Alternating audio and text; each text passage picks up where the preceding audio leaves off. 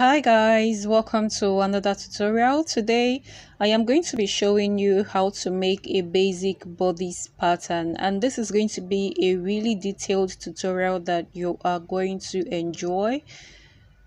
Let's jump right into the tutorial. Now from the edge of your pattern, you're going to take your shoulder to shoulder measurements divided by 2. My shoulder to shoulder is 16, divided by 2 is 7.5, and I'll place that mark right there. Now because you're going to be joining this bodice to your sleeve, you have to add ½ inch allowance to your shoulder to shoulder measurements. Now I will just place my ½ inch seam allowance right there. Now there is something called the shoulder slant because our shoulder is not straight, and 3 inches is standard for placing that shoulder slant. Now you come here and take 1 inch down and you connect it to that 3 inches, and this is how you get your shoulder slanted. Now next thing we're going to do is to take our armhole depth.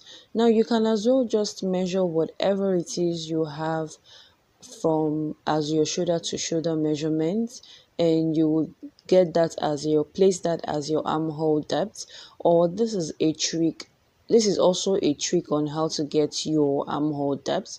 Your bust circumference, mine is 39, divided by 6 plus 1.5 inch, and you can also add ½ inch for joining to the sleeve.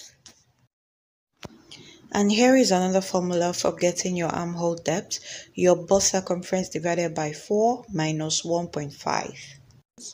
and that in total would give you 8 inches. And as you can see, if you measure your shoulder to shoulder measurement, it gives you 8 inches. And also if I use this technique, I also get 8 inches. So that is going to be my armhole depth. And make sure you take it from your this new shoulder line, not from the top. You take it from here and you place.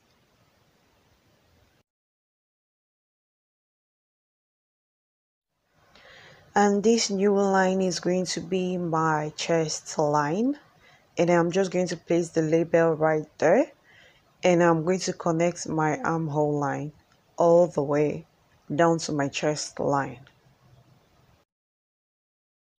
Now next thing you're going to do is to take your shoulder to nipple point, and add ½ inch to it for allowance. Now take your shoulder to under bust, also add ½ inch to it for allowance, and also take your shoulder to waist, as you can see me do. And now I will take the length I want for my blouse and also add hemming allowance to it. Now I am just going to connect all the marks I have on my pattern.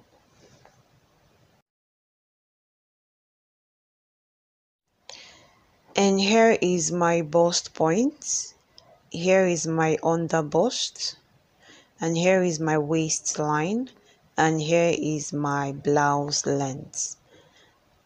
Now next thing we're going to do on this pattern is to take our chest circumference divided by 4. Now you come down to your under bust and take your under bust circumference divided by 4, and you come down to your waist, take your waist circumference divided by 4, and also come down to your blouse length and take your hip circumference divided by 4. Now I am just going to connect all the lines.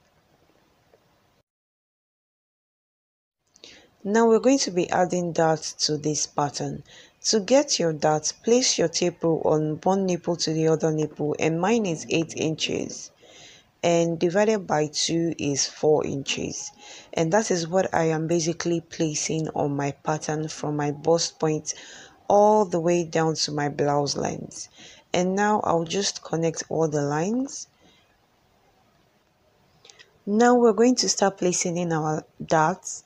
From your bust point line, go downwards by 1 inch. Now from your blouse length, go upwards by 2 inches.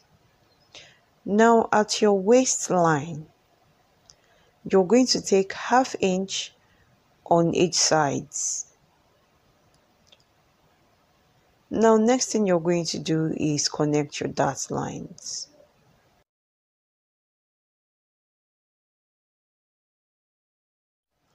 Now basically you need your seam allowance on the side of your bodice pattern. Now I am going to be using 1½ inches for sewing allowance at the chest area, and on the other bust 1½ inches for sewing allowance. Remember to measure your darts. Whatever dart you have here, you're going to return it back on this side. And once you've done that, you're going to place that 1½ inch for sewing allowance also on your underbust. Now go down to your waist and measure the dart you have here, which is 1 inch. I'll place it right here and also add my 1½ inches for sewing allowance. Now on my blouse length, there is no dart here, as you can see. Now you're just going to place your 1½ inch for sewing allowance, and next thing we're going to do is connect all the lines. Now you can leave your blouse the way it is, or you can just take 3 inches upwards and 3 inches downwards and just connect and have a little curve right here if you don't want to have a sharp edge. Now on your armhole line, we're going to be placing our armhole curve. Now to do that, you're going to find the midpoint of your armhole, and once you found that midpoint, you're going to go inwards by 1 inch if you're making a sleeve pattern. If you're making for sleeveless, you have to use ½ inch. Now I will go inwards by 1 inch, or you can as well use 3 centimeters at the back of your tape roll. Now from my chest line, I'll go upwards by 2½ inches, and this is not mandatory. This is just to help you give your basic bodice a better shaping of your armhole curve. And now I'll just connect all the lines and just connect it all the way to this point. Now this is very important for you to know that when drafting your basic bodice pattern, the front armhole curve is usually deeper than the back armhole curve. That is just the basic way to draft your basic bodice pattern. Now, because I am using the same pattern to cut out for the back, I will just connect my back armhole to this point like this, and this part is going to be my back armhole. Now we're going to move to the neckline. Now we're going to start with drafting the neckline of the front. Remember I said this pattern is going to also serve as my back pattern. Now I am going to take 3 inches for the width of my neckline and 3½ inches for the length of my neckline. I am just going to connect the curve. Remember that you can use any neckline of your choice. Now this is just a round neckline, and the back length neckline I am using is 1 inch, as you can see. And remember that the width of the neckline of your front should always match with the neckline of the back. And I'm just going to connect my lines and also my curve. Now this new pattern right here is going to be my back pattern, and as you can see, I have placed allowance for my zip. As you can see, what I placed here is 2 inches for my zip allowance. Now what I'm going to do is place my front pattern on this line, on that zip line, as you can see, and I am going to pin my front pattern down. Now once you're done pinning, I will start cutting out my back neckline straight down to the shoulder and the armhole and the rest.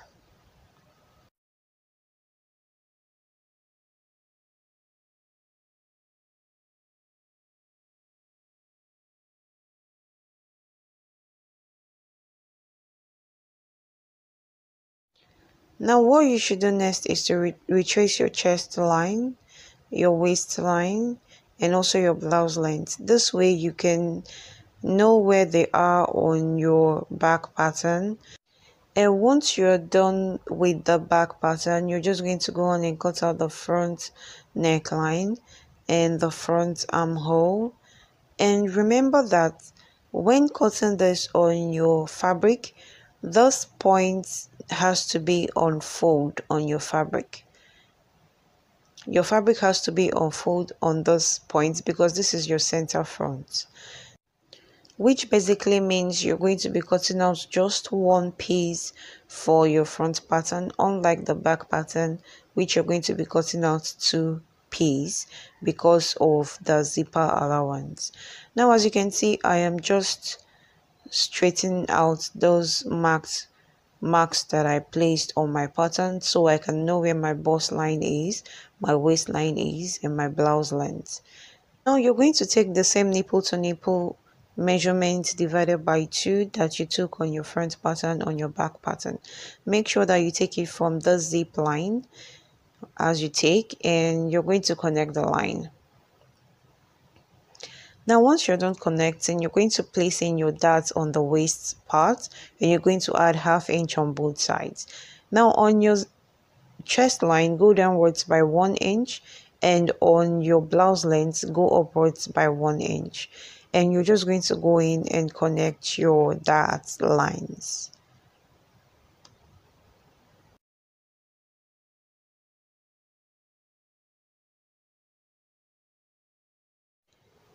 And for your back pattern, remember you're going to cut out 2 of this on your fabric. Now, in case you always have the zip bulge or rumples at the back of your zipper, once you're done stitching your fabric together, this is how to go about it. And me, for once, I have never had this issue of zip bulge or rumples at the back of my zipper. But if you want to learn how to eliminate that bulge, stick around. Now at this waistline, I am going to go inwards by 1/2 inch, and I'm going to connect this line upwards and also connect it downwards. Now, everybody's body are not similar. Some bodies are curvier than the other. Now, that is why sometimes you need to give the back a little bit of shape and a little bit of curve. And that is why the elimination of zip bulge is necessary. Now, I will just extend this waistline all the way to the end. And on this part of my waistline, I would also go inwards by 1/2 inch, and I'm just going to connect it upwards and also downwards. And by doing this, you have already given your pattern that curvy shape at the back, and there is no way you're going to have a zip bulge at the back of your fabric once you're done stitching. Now I will just cross this out so there will be no confusion, so you know where you're cutting out. So now I will just go on and cut out the rest. And we have come to the end of this tutorial, guys. If you like this video, please do give this video a thumbs up, and hope to see you in so much more detailed videos to come. See ya.